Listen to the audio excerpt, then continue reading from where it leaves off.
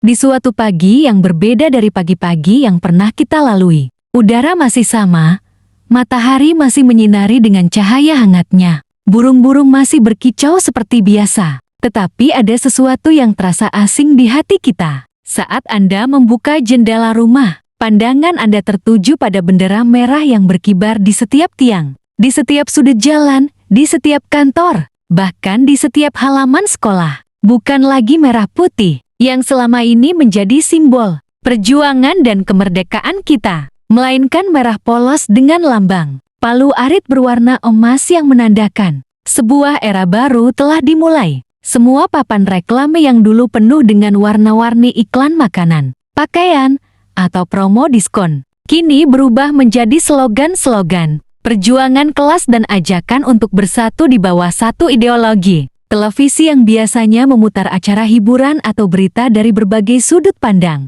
kini hanya menampilkan pidato panjang para pemimpin yang berbicara tentang kesetaraan, persatuan rakyat, dan perjuangan melawan kapitalisme. Tidak ada lagi toko kelontong milik keluarga di pojok jalan. Tidak ada lagi restoran kecil yang dibangun dengan tabungan bertahun-tahun. Tidak ada lagi kios-kios sederhana yang menjadi tempat berkumpul warga. Semuanya kini menjadi milik negara, diatur dari pusat, dikontrol dari atas. Indonesia yang kita kenal dengan segala warna, kebebasan, dan keragaman yang membuatnya istimewa telah berubah menjadi sebuah negara yang diatur oleh satu ideologi, komunisme, sistem ekonomi, semua milik bersama. Dalam sebuah negara komunis, konsep milik pribadi hampir sepenuhnya hilang. Tidak ada lagi perusahaan raksasa yang dimiliki segelintir orang. Tidak ada lagi warung kecil yang diwariskan turun-temurun dari orang tua ke anak. Semua lahan, pabrik,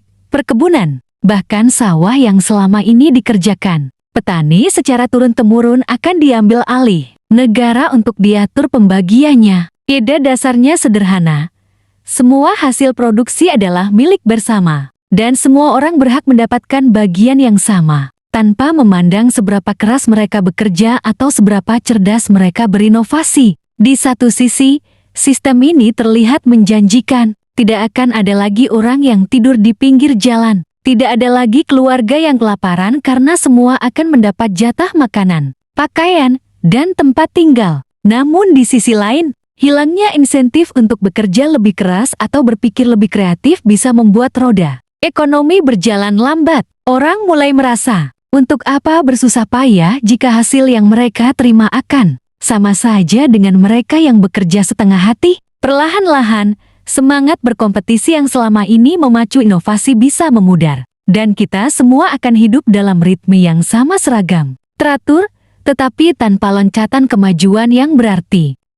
Pendidikan dan propaganda. Di bawah sistem ini, pendidikan bukan hanya menjadi sarana untuk menanamkan ilmu, pengetahuan seperti matematika, sains, atau bahasa. Lebih dari itu, sekolah akan menjadi salah satu alat utama negara untuk menanamkan ideologi. Sejak usia dini, anak-anak akan dibiasakan membaca dan menghafal doktrin yang menekankan kesetaraan mutlak, perjuangan melawan kelas kaya, dan pentingnya mendahulukan kepentingan negara di atas segalanya. Buku pelajaran akan dipenuhi kisah-kisah perjuangan rakyat melawan kapitalis yang digambarkan sebagai musuh bersama. Guru bukan lagi sekadar pendidik, tetapi juga menjadi penjaga ideologi yang memastikan murid tidak keluar dari jalur pemikiran yang telah ditentukan. Anak-anak yang tumbuh dalam lingkungan ini mungkin akan memiliki rasa nasionalisme yang sangat kuat terhadap ideologi negara. Namun di sisi lain mereka kehilangan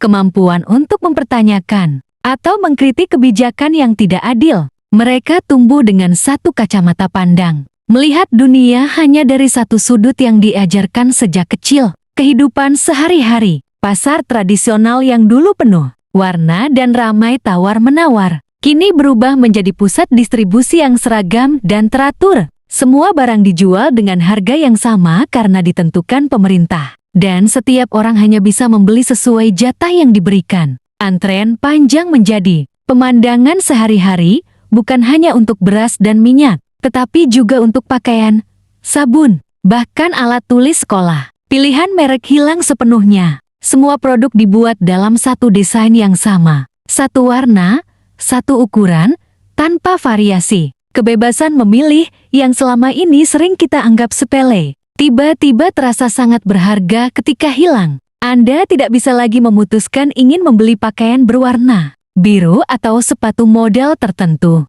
karena yang tersedia hanya satu jenis dan itu pun terbatas. Orang-orang mulai terbiasa hidup dengan apa yang ada, bukan dengan apa yang mereka inginkan. Kebebasan berpendapat. Dalam sistem ini, kritik terhadap pemerintah bukan lagi dianggap sebagai masukan, melainkan ancaman terhadap stabilitas negara. Media massa sepenuhnya berada di bawah kendali negara, hanya menyajikan berita yang sesuai dengan narasi resmi. Internet pun disaring ketat. Situs-situs yang memuat pandangan berbeda akan diblokir. Bahkan percakapan sehari-hari bisa menjadi hal yang berbahaya jika mengandung kritik terhadap pemimpin atau kebijakan. Warga mulai belajar untuk menyimpan pendapat di dalam hati, berbicara seperlunya, dan menghindari topik yang bisa memicu masalah. Ketakutan akan diawasi membuat masyarakat menjadi lebih pendiam, dan suara-suara perbedaan perlahan menghilang.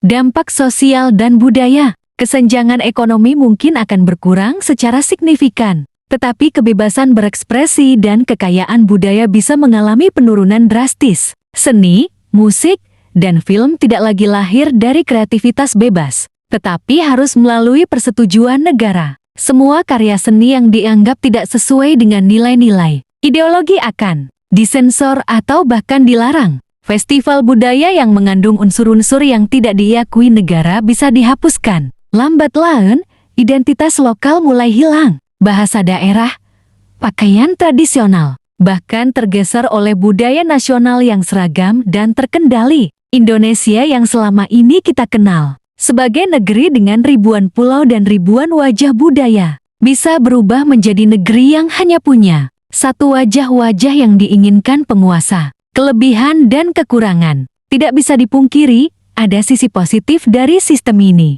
Tidak akan ada lagi jurang besar antara si kaya dan si miskin. Setiap warga akan memiliki akses yang sama terhadap makanan, tempat tinggal, pendidikan, dan layanan kesehatan. Rakyat akan merasa aman dari ancaman kelaparan atau tunawisma. Namun, harga yang harus dibayar adalah kebebasan untuk menentukan hidup sendiri. Tanpa kebebasan berpendapat, tanpa kebebasan memilih, tanpa kebebasan untuk bermimpi di luar batas yang telah ditentukan, manusia bisa merasa terkurung meski semua kebutuhan dasar terpenuhi. Sejarah dunia telah menunjukkan bahwa ideologi apapun, termasuk komunisme, memiliki wajah yang berbeda di setiap negara. Ada yang berhasil membawa kemakmuran. Ada pula yang justru menjerumuskan rakyatnya dalam ketakutan. Jika suatu hari Indonesia memilih jalan ini, pertanyaannya bukan hanya apakah rakyat akan makmur, tetapi juga apakah rakyat masih akan merdeka di hati dan pikirannya. Karena pada akhirnya,